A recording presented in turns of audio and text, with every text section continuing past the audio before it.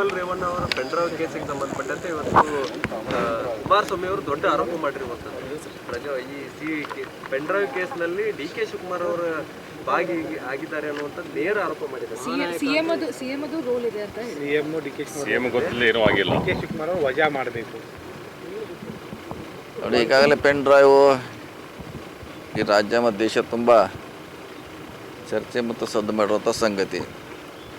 So ಇವಾಗ ಕುಮಾರಸ್ವಾಮಿ ಅವರು ಬೆಳಗ್ಗೆ ಮಾಡಿದಂಥ ಆರೋಪ ಸಾಬೀತಾಗಬೇಕಾದ್ರೆ ಈಗಾಗಲೇ SITಗೆ ನೇಮಿಸಿದ್ದಾರೆ CM ಅವರು. ಸೊ ಅವರು ಅದನ್ನು ಪೂರ್ಣ ತನಿಖೆ ಮಾಡಿ ವರದಿ ಕೊಡುವವರೆಗೆ ಯಾರು ಇದರಲ್ಲಿ ಇದ್ದಾರೆ ಇನ್ವಾಲ್ವ್ ಇದಾರೆ ಅಂತ ಹೇಳಲಿಕ್ಕೆ ಆಗೋಲ್ಲ. ಸೊ ವರದಿ ಬರಲೇಬೇಕು. ಯಾಕೆ ಆರೋಪ ನಾವು ಮಾಡ್ತೀವಿ ಅಷ್ಟೇ. ಅಂತಿಮವಾಗಿ ಅಥಾರಿಟಿ ಏಜೆನ್ಸಿ ಮಾಡಬೇಕು, ಕಾಯ್ಬೇಕಷ್ಟೇ. ಈಗ ಅದನ್ನು ಅವ್ರು ಮಾಡಿರ್ಬೋದು ಆರೋಪ, ಹತ್ರ ಇಲ್ಲಿ ಪ್ರಶ್ನೆ ಇಲ್ಲ. ಅದನ್ನು ಪ್ರೂವ್ ಮಾಡೋರು ಏಜೆನ್ಸಿ, ಸರ್ಕಾರ. ಸೊ ಅಲ್ಲಿವರೆಗೆ ಅವರು ಕಾಯಬೇಕು, ನಾವು ಕಾಯ್ಬೇಕಷ್ಟೇ.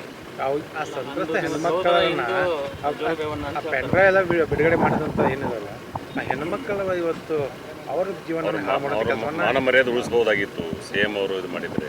ಅಲ್ಲ, ಅದು ಯಾರು ಮಾಡ್ಯಾರ ಅನ್ನೋದು ಆದ್ಮೇಲೆ ಪ್ರೂವ್ ಆಗಬೇಕಲ್ಲ. ಈಗ ಯಾರ ಮ್ಯಾಗ ಆರೋಪ ಮಾಡಿದಾರೆ, ಓಕೆ, ಅದು ಕರೆಕ್ಟ್.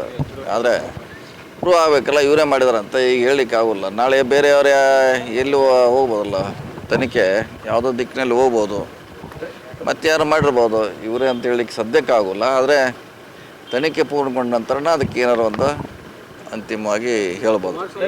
ಈಗ ಕುಮಾರಸ್ವಾಮಿ ಅವರು SITಯನ್ನು ಯಾರು ರಚನೆ ಮಾಡಿದ್ದಾರೆ ಅವರೇ ವಿಡಿಯೋ ಹಿಂದೆ ಇರುವಂಥದ್ದು, ಅವರೇ ಬಿಡುಗಡೆ ಮಾಡಿರುವಂಥದ್ದು. ಮಹಾನಾಯಕ ಅಂತ ಡೈರೆಕ್ಟ್ ಹೆಸರು ತೊಗೊಂಡಿದ್ದಾರೆ, ಶಿವಕುಮಾರ್ ಹೆಸರು ಶಿವಕುಮಾರ್ ಅವ್ರ ಹೆಸರೇ ತೊಗೊಂಡಿದ್ದಾರೆ. ಇಲ್ಲ, ಅದೇ ಹೇಳಿ ತೊಗೊಂಡಿರ್ಬೋದು, ತೊಗೊಳ್ಳಿಕ್ಕೆ ಅವ್ರಿಗೆ ಅಧಿಕಾರ ಇದೆ, ಅವ್ರದ್ದು ಹೇಳಿರ್ಬೋದು. ಅದ್ರ ಬಗ್ಗೆ ನಂದು ವಾದಿಲ್ಲ. ಆದರೆ ಇವಾಗ ಈಗ ನಮ್ಮ DCM ಆಗಲಿ ಬೇರೆ ಯಾರೇ ಆಗಲಿ ಅವ್ರ ಮ್ಯಾಗ ಆಗ್ಬೇಕಾದ್ರೆ ಅಥಾರಿಟಿನ ಫೈನಲ್. ಅಲ್ಲಿವರೆಗೆ ನಾವು ಏನು ಹೇಳೋಕ್ಕಾಗಲ್ಲ, ಆರೋಪ ಅಷ್ಟೇ. ಅಲ್ಲಿವರೆಗೆ ಕಾಯ್ಬೇಕಷ್ಟೇ, ಅದನ್ನ ಬಿಟ್ಟು ಬೇರೆ ದಾರಿ ಇಲ್ಲ ರೀ. ಈಗ ಕುಮಾರಸ್ವಾಮಿ ಅವರು ಮತ್ತೊಂದು ಆರೋಪ ಮಾಡಿದ್ದಾರೆ ಸರ್.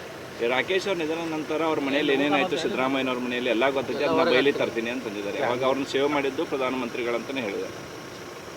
ಏನು ಸರ್ ಅವಾಗ ಏನಾಗಿತ್ತು ರಾಕೇಶ್? ಅವ್ರ ಕುಟುಂಬದಾಗ ಪ್ರಕರಣ ಇದೆ. ಪ್ರಕರಣದಲ್ಲಿ ಆ ವಿಚಾರವನ್ನು ಕೂಡ ಮುಂದಿನ ದಿನದಲ್ಲಿ ಬೆಳಕಿಗೆ ತೊಗೊಂಬರ್ತೀನಿ. ಆ ವಿಚಾರ ಅವ್ರ ಕುಟುಂಬದಾದಂಥ ವಿಚಾರ ಏನಿದೆಯಲ್ಲ, ಅವಾಗ ಪ್ರಧಾನಮಂತ್ರಿ ಮೋದಿ ಮತ್ತು ಸುಷ್ಮಾ ಸ್ವರಾಜ್ ಅವಾಗ ಸಹಾಯ ಮಾಡಿದರು. ಆ ಸೌಜನ್ಯತೆ ಮರ್ಯಾದೆ ಉಳಿಸುವಂಥ ಕೆಲಸವನ್ನು ಮಾಡಿದ್ರು. ಇಲ್ಲ, ಅದು ನೋಡಿ, ಅದಕ್ಕೂ ಈಗ ಆಗಿ ಘಟನೆ ಅದು ಸುಮಾರು 5 ವರ್ಷ ಮೇಲಾಗಿರಬೇಕು. ಆ ಘಟನೆ ಬೇರೆ, ಈ ಘಟನೆ ಬೇರೆ. ಸೊ ಈಗ ಇರೋದು ಪ್ರಶಸ್ತವಾಗಿರೋಂಥದ್ದು ಇದು CD ಪ್ರಕರಣ. ಆದಷ್ಟು ಬೇಗ ತನಿಖೆಗೆ ಒತ್ತಾಯ ಮಾಡೋದು ಒಂದೇ ಪರಿಹಾರ. ಅವರು ಮಾಡಬೇಕು, ನಾವು ಮಾಡಬೇಕಷ್ಟೇ. ರಮೇಶ್ ಜಾರಕಿಹೊಳಿ ಅವರ CD ಕೇಸ್ ಬಂದಾಗೂ ಕೂಡ ಡಿ.ಕೆ. ಶಿವಕುಮಾರ್ ಹೆಸರು ಮುನ್ನೆಲೆಗೆ ಬಂದಿತ್ತು. ಈ ಕೇಸಲ್ಲೂ ಅವ್ರ ಹೆಸರು ಮುನ್ನೆಲೆಗೆ ಬಂದಿದೆ.